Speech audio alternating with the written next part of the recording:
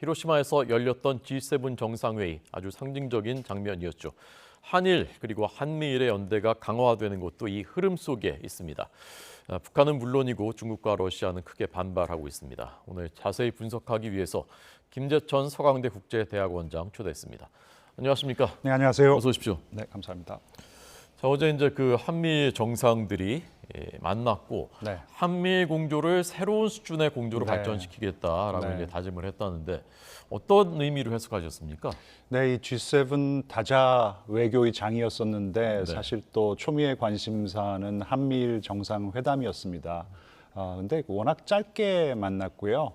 이제 윤석열 대통령이 젤렌스키 대통령을 만나야 하는 어떤 일정을 갖다 배려해야 됐기 때문에 네. 예상됐던 시간보다 굉장히 짧게 만났습니다. 그래서 뭐 회담이라기보다는 뭐 약식 환담 정도의 수준이었던 것 같고요. 네, 네. 그리고 사실 한미일 사이의 모든 합의 사항은 작년 11월에 푸놈펜, 캄보디아 푸놈펜에서 아세안 정상회의가 개막이 됐습니다. 확대 정상회의여서 네. 한미일 정상도 참여를 했었고 사이드라인에서 한미일 정상회담을 했어요. 네, 네. 그러고 나서 나온 공동선언문이 있는데요. 굉장히 포괄적이고 굉장히 자세합니다. 거기에 모든 내용이 다 들어가 있습니다. 그렇군요. 그중에서도 가장 초미의 관심사는 역시 한미일 사이에 북한에 관한 미사일 경보 정보를 실시간에 공유할 수 있어야 된다는 이제 합의 사항이 나왔었는데 네, 네. 사실 그런 합의가 잘 진행이 되지는 못했어요. 왜냐하면 한미일 사이에 약한 고리가 역시 한국과 일본 사이의 고리 아니었었습니까? 네, 관계가 네. 워낙 안 좋았기 때문에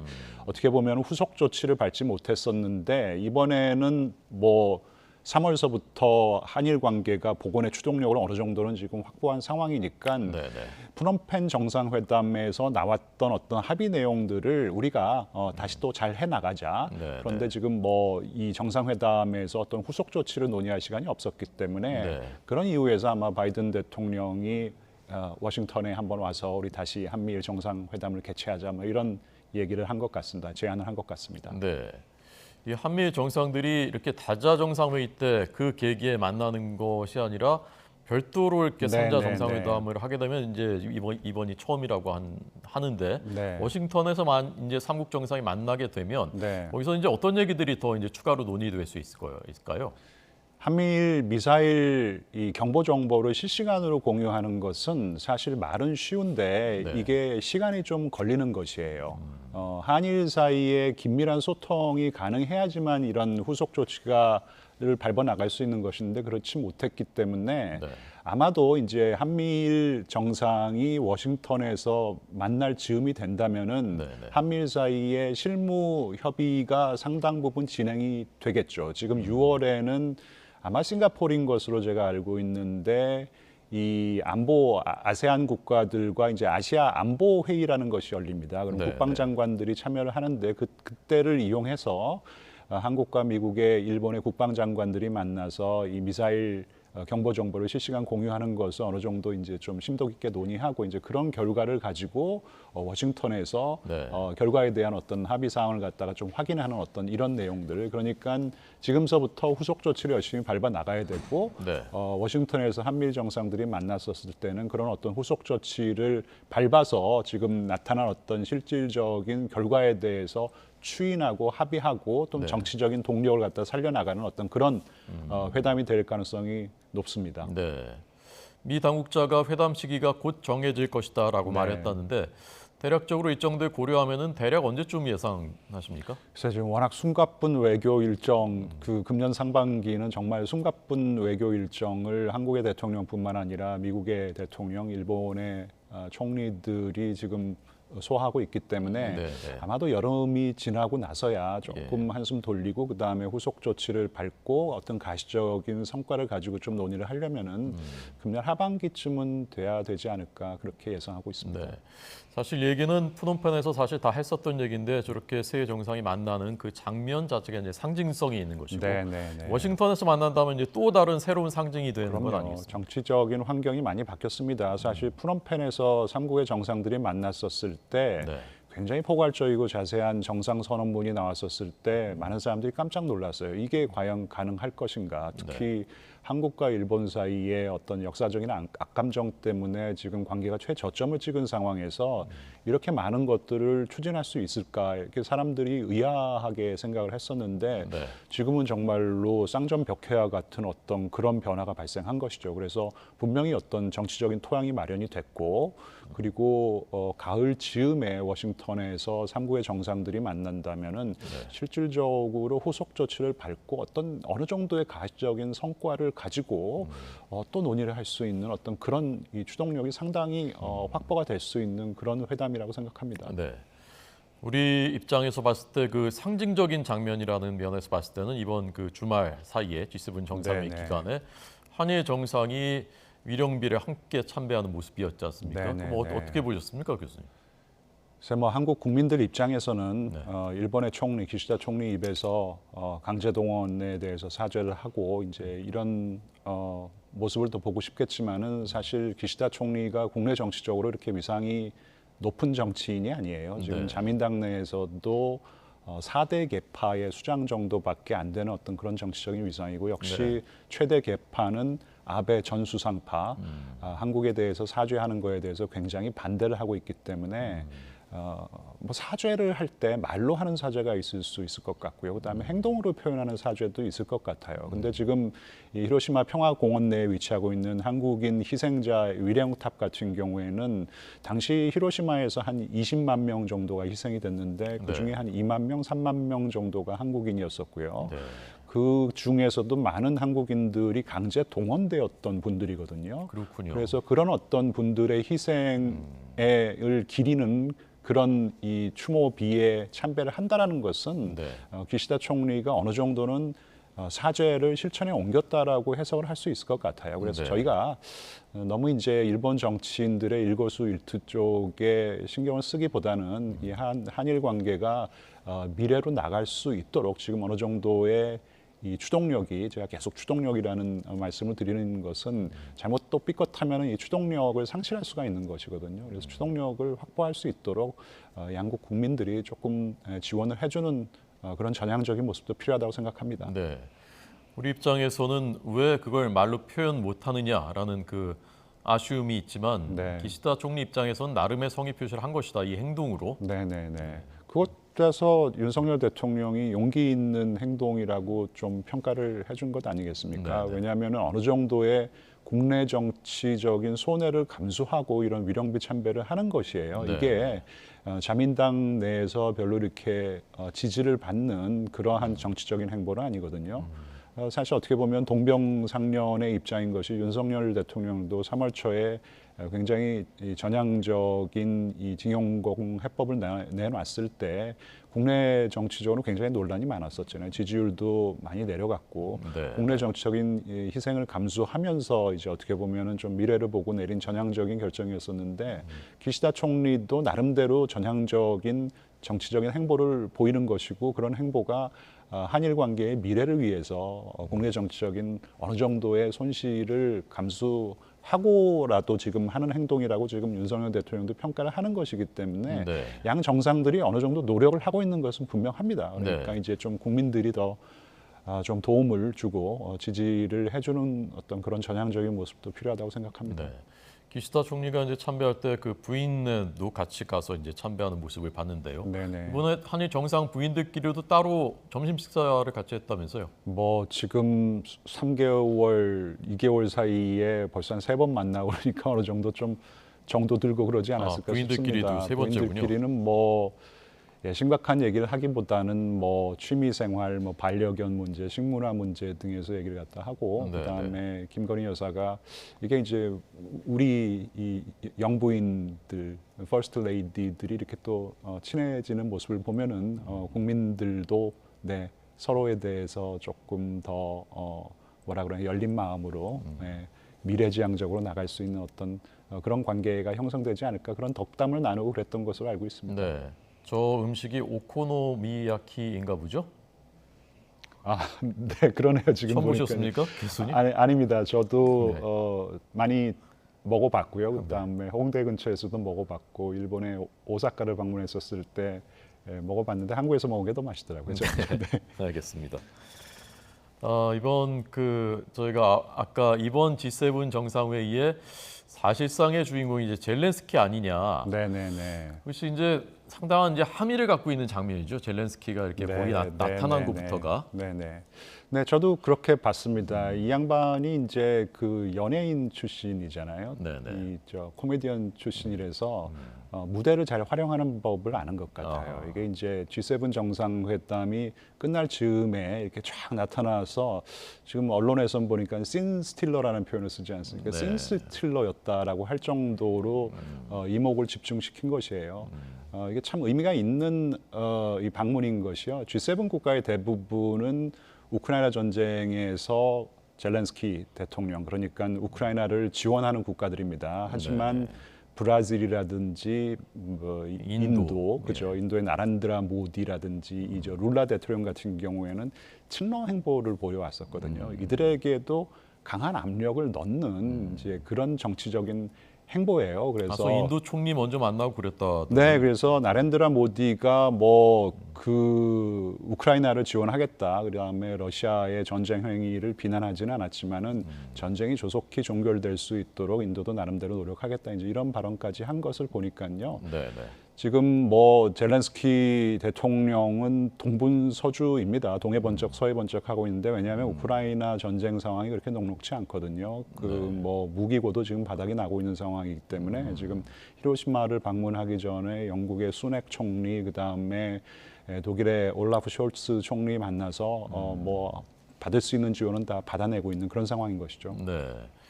윤석열 대통령도 만나서 지뢰 제거 차량이라든가 비살상용 무기들 이제 그 지원 약속이 됐는데 뭐 우리 입장에서 이제 살상 무기는 지원하지 않는다는 그런 것이 이제 그 결정된 것으로 볼 수 해석할 수 있습니다. 살상 무기를 지원하지는 않겠다라는 얘기는 안 했죠. 그러니까 살상 무기를 지원하겠다라는 얘기를 안 했기 때문에 살상 무기를 지원할 수 있는 가능성은 언제나 열려 있는 것입니다. 왜냐하면은 조금 전에도 말씀을 드렸지만 우크라이나 전쟁 상황이 녹록지가 않고 특히 탄약이라든지 총탄이 많이 부족한 상황이에요. 미국에서도 많이 지원을 했기 때문에 부족한 상황이고 나토의 유럽 동맹 국가들도 지금 탄약이라든지 그다음에 포탄이 부족한 상황이기 때문에 한국은 많이 비축해 놓은 상황이거든요. 그래서 암묵적으로 계속해서 한국의 살상 무기 지원, 뭐 그 중에서도 포탄이라든지 탄약 지원은 암묵적으로 좀 압력을 넣을 가능성이 높습니다. 오늘 아마 윤석열 대통령이랑 지금 우르슬라 폰데라이언 EU 집행위원장이죠. 그다음에 샤를 미셸 상임위원장 이 두 정상급 인사들이 지금 한국에 와서 윤석열 대통령과 정상회담을 개최할 예정인데 아마 직접적으로 요청은 하지 않을 것인데 이들이 한국에 와서 윤석열 대통령과 정상회담을 한다는 것 자체가 한국에게 지원해 줄 수 있는 것은 조금 더 많이 지원해 달라는 그런 암묵적인 압력이 들어가는 것입니다. 네. 젤렌스키 대통령이 이 히로시마에 출연을 함으로써 이른바 이제 자유민주 진영과 중국과 러시아로 대표되는 권위주의 진영의 대결 구도가 선명해졌다. 그런 장면이라고 해석할 수 있는 것입니까? 뭐 그렇게 보이는데 그런 추세는 벌써 일찌감치 형성이 되었던 것이죠. 뭐 우크라이나 전쟁이 발발하면서 그런 이유 때문에 지금 우크라이나 전쟁이라는 것은 사실 러시아가 이 멀쩡한 주권 국가를 백주대낮에 침공한 침략 전쟁이거든요. 그러니까 냉전 이후에 형성된 큰 합의, 국제 관계에 있어서 큰 합의라는 것이 이런 거 해서는 안 된다라는 것이에요. 그러니까 힘을 동원해서 현상을 변경하는 어떤 그런 행위, 절대 해서는 안 된다라는 것이 큰 합의 사항이었는데 지금 러시아가 그런 행위를 갖다가 저지른 것입니다.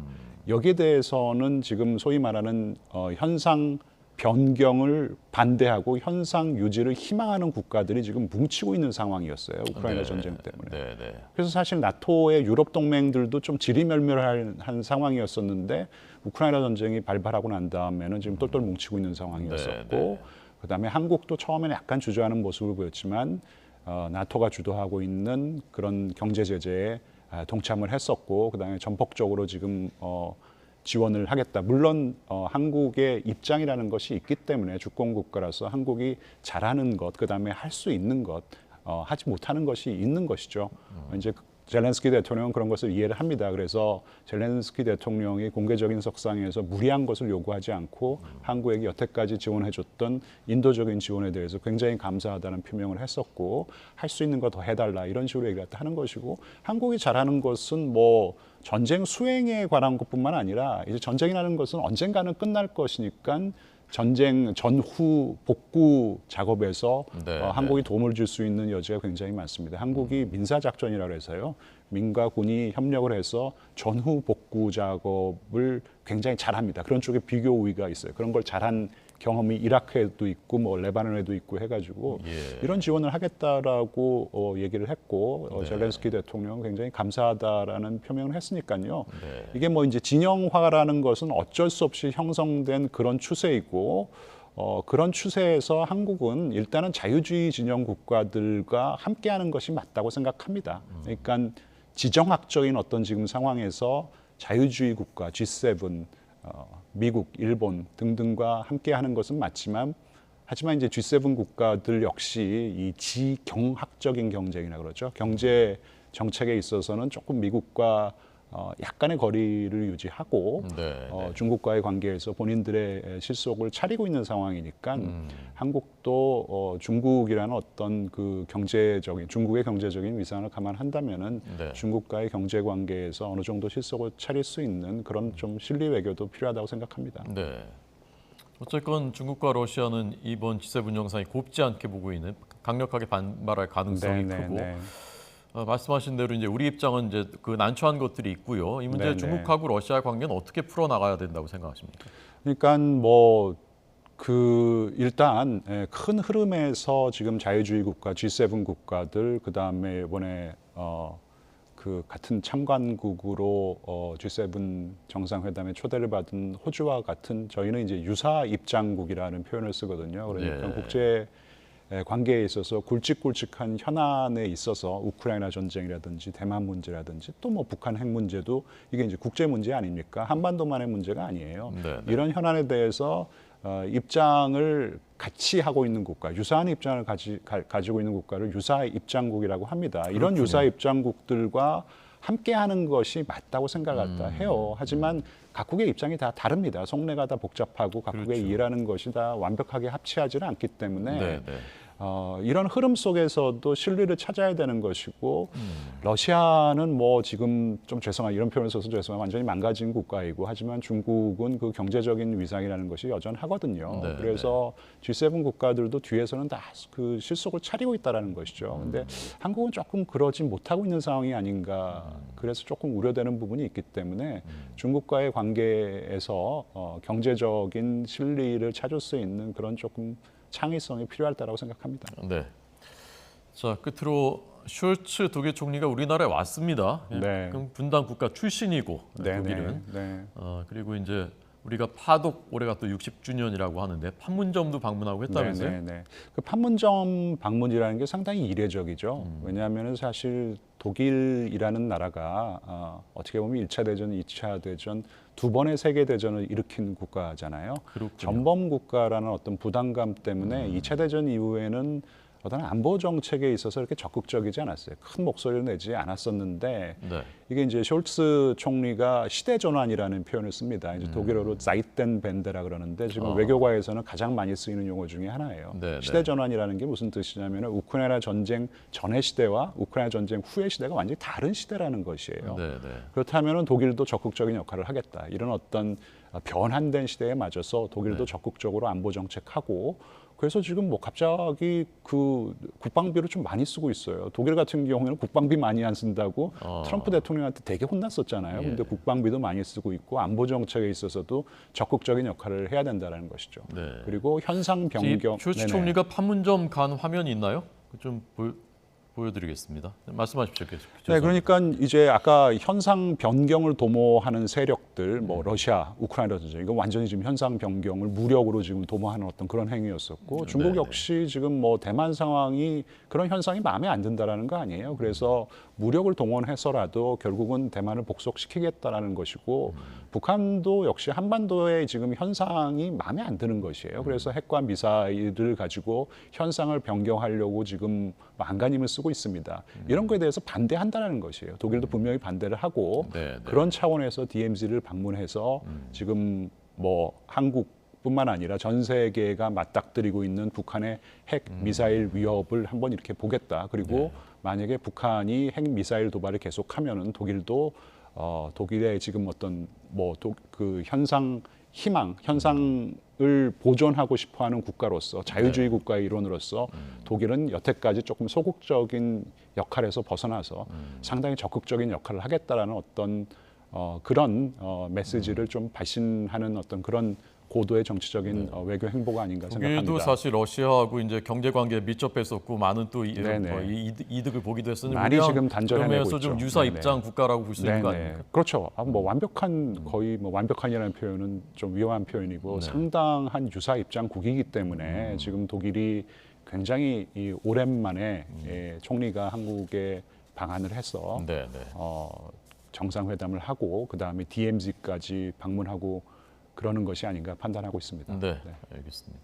오늘 김재천 서강대 국제대학원장의 분석과 해설 들었습니다. 감사합니다. 네, 감사합니다.